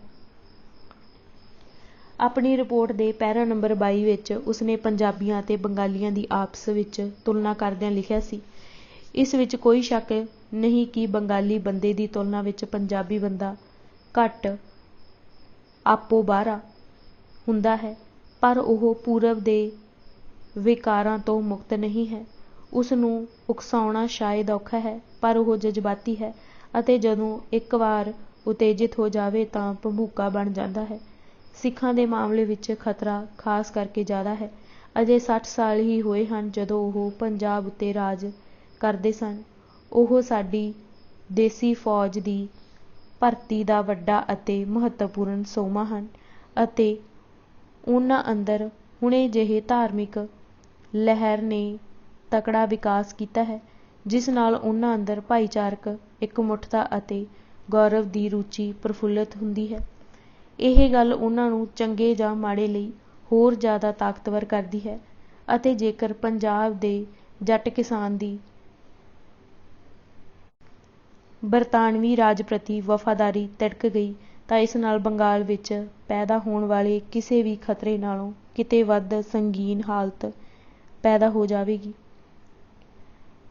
ਅੰਗਰੇਜ਼ ਉੱਚ ਸ਼੍ਰੇਣੀ ਦੀ ਉਪਰੋਕਤ ਟਿੱਪਣੀ ਤੋਂ ਸਾਫ਼ ਪਤਾ ਚੱਲਦਾ ਹੈ ਕਿ 20ਵੀਂ ਸਦੀ ਦੇ ਪਹਿਲੇ ਦਹਾਕੇ ਅੰਦਰ ਬਸਤੀਵਾਦੀ ਹਾਕਮ ਪੰਜਾਬ ਅੰਦਰ ਪੈਦਾ ਹੋ ਰਹੀ ਹਾਲਤ ਨੂੰ ਬੰਗਾਲ ਨਾਲੋਂ ਵੀ ਵੱਧ ਗੰਭੀਰ ਅਤੇ ਖਤਰਨਾਕ ਸਮਝਦੇ ਸਨ। ਰਾਸ਼ਟਰਵਾਦੀ ਬਿਰਤਾਂਤ ਅੰਦਰ ਪੰਜਾਬ ਦੇ ਤਤਕਾਲੀ ਰਾਜਸੀ ਵਾਤਾਵਰਣ ਦਾ ਜ਼ਿਕਰ ਮੁੱਖ ਤੌਰ ਤੇ ਪਗੜੀ ਸੰਭਾਲ ਜੱਟਾਂ ਲਹਿਰ ਦੇ ਹਵਾਲੇ ਨਾਲ ਹੀ ਕੀਤਾ ਗਿਆ ਹੈ। ਇਸ ਲਹਿਰ ਦੇ ਦੋ ਆਗੂਆਂ ਲਾਲਾ ਲਾਜਪਤ ਰਾਏ ਅਤੇ ਸਰਦਾਰ ਅਜੀਤ ਸਿੰਘ ਨੂੰ ਕੌਮੀ ਹੀਰੋਆਂ ਵਜੋਂ ਉਭਾਰਿਆ ਗਿਆ ਹੈ। ਸੱਚਾਈ ਇਹ ਹੈ ਕਿ ਪਗੜੀ ਸੰਭਾਲ ਜੱਟਾਂ ਲਹਿਰ ਮੁੱਖ ਰੂਪ ਵਿੱਚ ਇੱਕ ਕਿਰਸਾਨੀ ਦੀ ਆਰਥਿਕ ਲਹਿਰ ਸੀ ਜਿਸ ਨੇ ਪੰਜਾਬ ਦੀ ਤਤਕਾਲੀ ਰਾਜਸੀ ਹਾਲਤ ਉੱਤੇ ਸੀਮਿਤ ਅਸਰ ਹੀ ਪਾਇਆ ਸੀ। ਉਪਰੋਕਤ ਨੋਟ ਤੋਂ ਸਾਫ਼ ਪ੍ਰਗਟ ਹੋ ਜਾਂਦਾ ਹੈ ਕਿ ਬਰਤਾਨਵੀ ਹਾਕਮ ਸਿੱਖ ਕੌਮ ਅੰਦਰ ਫੈਲ ਰਹੀ ਧਾਰਮਿਕ ਅਤੇ ਰਾਜਸੀ ਚੇਤਨਾ ਨੂੰ ਕਿਰਸਾਨੀ ਦੀ ਆਰਥਿਕ ਬੇਚੈਨੀ ਨਾਲੋਂ ਕਿਤੇ ਵੱਧ ਗੰਭੀਰ ਅਤੇ ਖਤਰਨਾਕ ਸਮਝਦੇ ਸਨ। ਮਹਿਜ਼ 7 ਸਾਲਾਂ ਬਾਅਦ ਗਦਰ ਲਹਿਰ ਦੇ ਉਭਾਰ ਨੇ ਬਰਤਾਨਵੀ ਅਧਿਕਾਰੀਆਂ ਦੇ ਉਪਰੋਕਤ ਜਾਇਜ਼ੇ ਨੂੰ ਸੱਚ ਸਾਬਿਤ ਕਰ ਦਿੱਤਾ ਸੀ। ਕਈ ਗਦਰੀ ਸੰਗਰਾਮੀਆਂ ਨੇ ਦੱਸਿਆ ਸੀ ਕਿ ਉਹ ਸੂਰਮ ਗਤੀ ਨਾਲ ਜਿਉਣ ਅਤੇ ਮਰਨ ਲਈ ਭਾਈ ਵੀਰ ਸਿੰਘ ਦੇ ਨਾਵਲਾਂ ਅਤੇ ਗਿਆਨੀ ਗਿਆਨ ਸਿੰਘ ਦੇ ਪੰਥ ਪ੍ਰਕਾਸ਼ ਤੋਂ ਪ੍ਰਭਾਵਿਤ ਹੋਏ ਸਨ।